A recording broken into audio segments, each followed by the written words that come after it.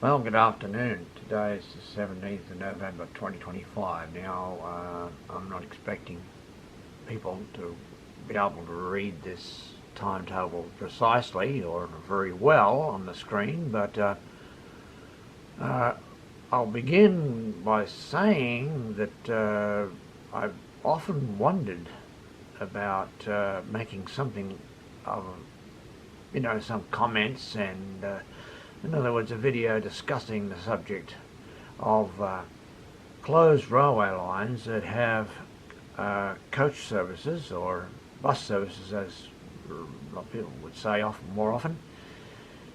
So I'll get straight into that and talk about a variety of lines in Victoria, which I think is undisputably the best system in Australia for rail bus services. In other words, where trains had once operated, in some cases not since the 1970s, or even occasionally as far back as the 1950s or earlier, would you believe, that haven't had a passenger service. In this case we're talking buses, for all of those years. And I do recall back in the 70s doing quite a few lines and travelling here and there around the state.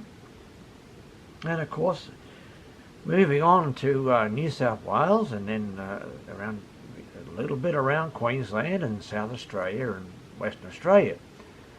But I'll just mention a few lines here and there, and I'll talk about a few timetables as well, that those interested in the trains, or in particular where the railways operated, and maybe, as in my case, I did cover quite a bit when I was only a young fella. I started at the age of 15 on Victorian Railways in Melbourne, and did cover quite a bit, but I think, well, I was too late for a lot, and I guess we'll quickly outline right now a number of routes that deserve to be had a look at. Now here I'm looking at a service from Ballarat across to Warrnambool, and serving places like Linton, which has lost its train service back in the 70s, and Skipton, which would have lost its service back, I'm assuming, in the 1950s, and Mortlake in a similar situation. So there's that. Now, I don't think it's quite feasible to discuss every operating day or time on this video, but I will discuss a number of them so that you could research them yourself, and I believe there are some worthy of discussion. Now, I just mentioned places like Linton and Skipton. Well, here's another route that runs through those towns. You get a train from Southern Cross, which we used to always call Spencer Street in Melbourne. It's basically every day. Now, you get a train up to Ballarat, and then there's a coach through Linton and Skipton, and then across down through places like Dunkeld, Hamilton, Coleraine, Casterton to Mount Gambier. Well, those were all railway towns of the old days, and basically you get a daily service. Now, I could talk about a few others and then move on to different states and so on. Well, here's one that I really believe I'm going to try and travel on myself, but I can't do it in my next trip, which is January next year, but the following trip I will certainly do it. It goes from Melbourne. You get a train through Bendigo and to Rochester, and there is a bus connection which takes through Kahuna, which was another branch line which closed quite a few years ago, and Koondrook, which is one that's quite a number of years ago closed down. And here we see that you can stay overnight. For example, I would stay overnight at Koondrook. Well, not only does it serve those places such as Coyle and so on, you go through Heathcote, and then there's a service that you can get onto and goes via Lansfield to Melbourne. So that covers the three different railway lines that have long closed, and then we'll get on to some that are certainly worthy of inclusion in this discussion. Well, Mildura to Albury is well worthwhile doing. I've done a reasonable amount of this over the years, a certain amount of the distance I should say, but anyhow. But from Mildura you go through places that have lost a rail passenger service for many years, including Robinvale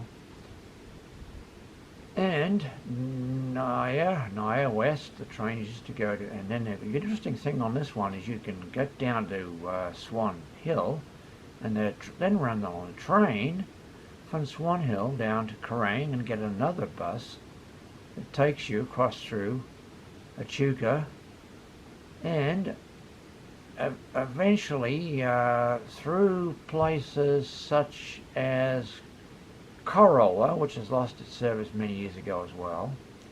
Cobram's mentioned there in Albury, and you can get, of course, a train connection to Sydney. So it's worthwhile looking at that one. Well, I'm quite literally focusing in on a map of New South Wales showing the various train and bus routes that cover the state. One of the things that I would suggest that people might like to look into is cross-country services linking up the Western Line and the Southern Line in New South Wales. Now, depending on the days, there's bus services from places like Bathurst that go through to Cootamundra, through Cowra, and there's Cootamundra up to Dubbo via Parkes, and also routes that cover right through Lake Jellicoe from Cootamundra to Condobolin. So there are so many different routes that are available that are worthwhile examining, or should I say inquiring about, but there's a little note of caution in that some of them only operate very few times a week. Now, one that comes to my mind, and I'd like to try out at some time, is a route out to Barradine in western New South Wales, northwestern area, which amazingly only operates once a week.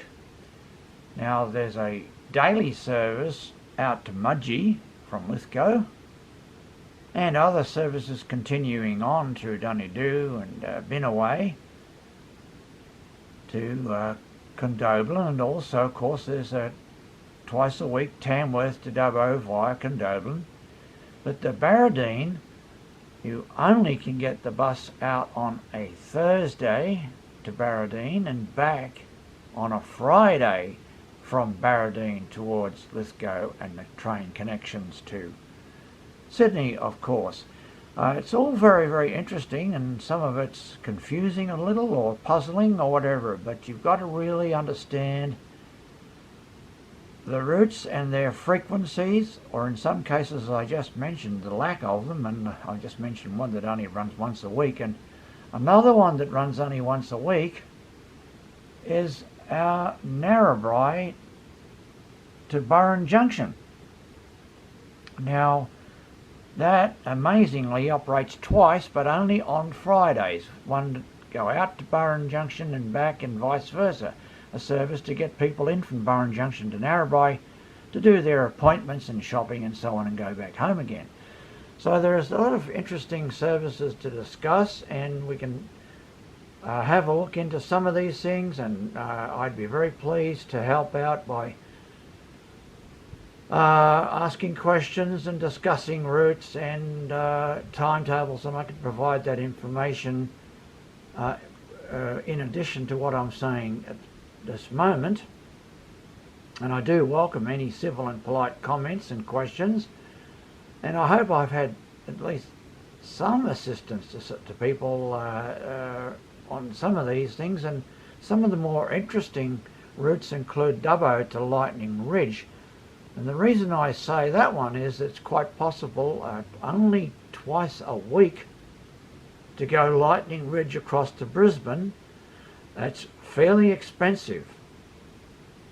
It's up in the range of well over $80 even for a senior. But other people, including pensioners in New South Wales, can get out to Lightning Ridge unbelievably for $2.50, or really, to be honest, $5, because your Opal card covers, to say for example, to Bathurst, and then of course you may have a stopover and continue on and go to Lightning Ridge for $2.50 from Bathurst. And that can be said about Broken Hill as well. And there are services from Broken Hill to Mildura only a couple of days a week, and Broken Hill to Adelaide a couple of days a week. So it's really important to actually research and make inquiries. And as I said, I'd be quite happy to answer some of those questions that you may have on this topic. So thank you for viewing.